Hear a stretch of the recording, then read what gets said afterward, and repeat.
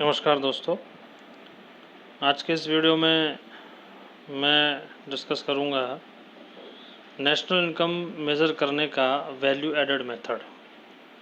देखिए आपके सामने स्क्रीन पर लिखा है methods of measuring national income, जिसके 3 मेथड हैं, इनकम मेथड, एक्सपेंडिचर मेथड और प्रोडक्ट मेथड या वैल्यू एडेड मेथड। 2 मेथड मैं अपने दूसरे वीडियोस में बता चुका हूं। आज हम इसके तीसरे मेथड की हम डिस्कशन करेंगे, जो कि है प्रोडक्ट मेथड और value added method.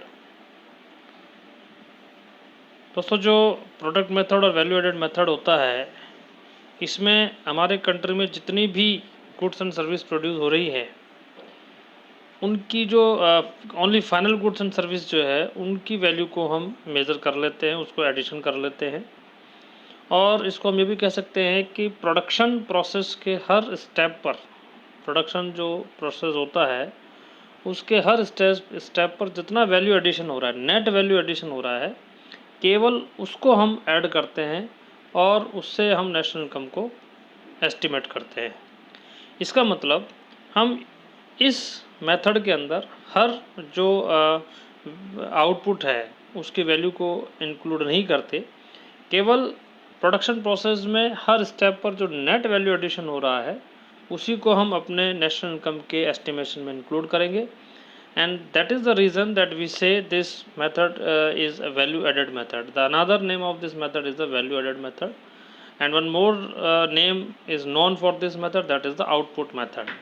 So now we discuss about this method, that is product method or value added method.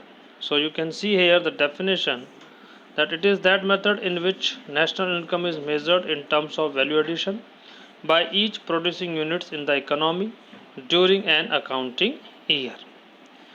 Now, how can we find out the national income through this method? So here I will discuss some steps of value added method. Now, what are these steps? The first is classification of producing enterprises.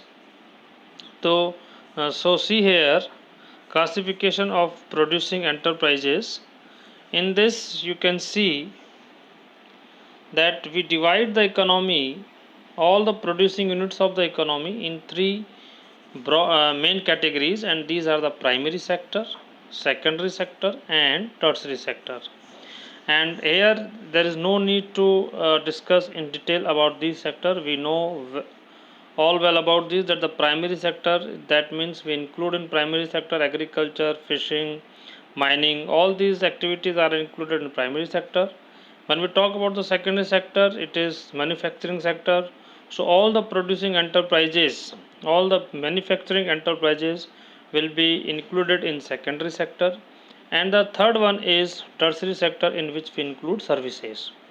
So the first step is that we divide the all producing enterprises in 3 categories, and these are the primary sector, secondary sector and tertiary sector. The second step you can see here, that is the estimation of value of output. That means after classification of all enterprises in 3 main categories, we will find out the value of output which has been produced in all these producing enterprises. यानी कि जो भी हमारी producing enterprises हैं, जिन्हें हमने इन 3 sectors में divide कर दिया, अब हम ये करेंगे कि इन सारी प्रोड्यूसिंग एंटरप्राइजेज में जितना भी प्रोडक्शन हुआ है उसमें हम फर्स्ट स्टेप करेंगे वो वैल्यू ऑफ आउटपुट निकालने का करेंगे, यानी कि इसमें हम वैल्यू ऑफ आउटपुट फाइंड करेंगे। और वैल्यू ऑफ आउटपुट फाइंड करने के लिए जो हमारे पास फार्मूला है वो है sales plus change in stock, यानी कि हम sale plus change in stock, जितने जो टोटल सेल हुई है उसमें जो चेंज इन स्टॉक है उसको ऐड कर देंगे तो वैल्यू ऑफ आउटपुट आ जाएगा। यहाँ पर ये ध्यान रखिएगा कि कई बार हमें सेल डायरेक्ट नहीं दी होती है और क्वांटिटी और प्राइस दी होती है। अगर हमें प्राइस और क्वांटिटी दी हुई है तो फिर हम उनको आपस में मल्टीप्लाई करके हम सेल निकाल लेंगे और उसके बाद फिर हम उसमें चेंज इन स्टॉक को ऐड करेंगे। तो इस तरीके से like this we can find out the value of output. अब इसमें जो अगला और लास्ट स्टेप है वो है हमारा, that is the estimation of national income, कि हम नेशनल इनकम का एस्टिमेशन कैसे करेंगे।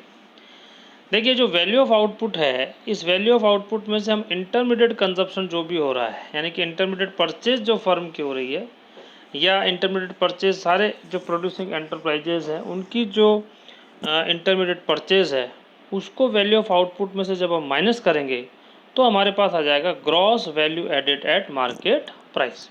और ये जो ग्रॉस, आप ध्यान रखिएगा कि ये जो gross value added market price है, यही हमारा जीडीपी एट एमपी के बराबर होता है। इसी को हम क्या कहते हैं, जीडीपी एट एमपी भी बोलते हैं।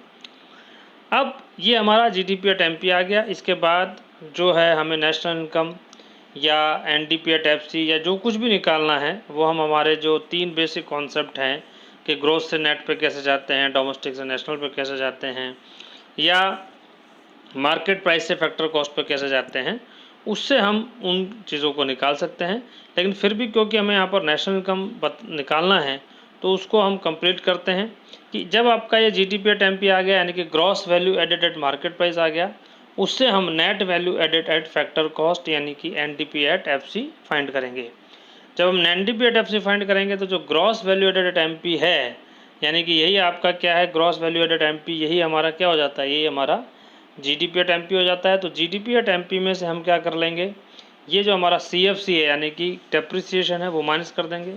जैसे ही आप डेप्रिसिएशन माइनस करोगे तो ये एनडीपी एट एमपी होगा, और उसमें से जब हम एनआईटी माइनस कर देंगे तो हमारा ये एनडीपी एट एफसी आ जाएगा। तो ये हमारा डोमेस्टिक इनकम आ गई, एनडीपी एट एफसी। अगर इसमें कोई कन्फ्यूज़न है तो एक बार फिर से हम इसको समझ लेते हैं। देखिए हम यहाँ पर जब वैल्यू ऑफ आउटपुट में से इंटरमीडिएट कंजप्शन माइनस करेंगे, जब हम वैल्यू ऑफ आउटपुट में से इंटरमीडिएट कंजप्शन माइनस करेंगे तो हमारा आ जाएगा जीडीपी एट एमपी। और जब जीडीपी एट एमपी जब हमारे पास आ जाएगा तो उस जीडीपी एट एमपी से हम क्या निकाल लेंगे, सी एनडीपी एट एफसी निकाल लेंगे। तो जीडीपी एट एमपी से एनडीपी एट एफसी निकालने के लिए हम सीएफसी को क्या करेंगे, माइनस करेंगे, और सीएफसी में से हम एनआईटी को क्या करेंगे, माइनस करेंगे। अब जीडीपी एट एमपी से सीएफसी और एनआईटी दोनों अगर माइनस हो जाते हैं तो हमारे पास आ जाएगा एनडीपी एट एफसी, जो कि हमारी होती है डोमेस्टिक इनकम। और डोमेस्टिक इनकम से नेशनल इनकम निकालने के लिए आपको पता ही है कि हम एनएफआईए को उसमें क्या कर देते हैं, प्लस कर देते हैं, और इस तरीके से हम नेशनल इनकम फाइंड आउट करेंगे। तो ये मेथड था वैल्यू एडेड मेथड या प्रोडक्ट मेथड या आउटपुट मेथड, जिससे हम नेशनल इनकम फाइंड करते हैं। अगले वीडियो में मैं वैल्यू एडेड मेथड से रिलेटेड क्वेश्चन कराऊंगा, तो आप मेरे साथ बने रहिए। और अगर वीडियो पसंद आता है तो शेयर और लाइक ज़रूर करिए।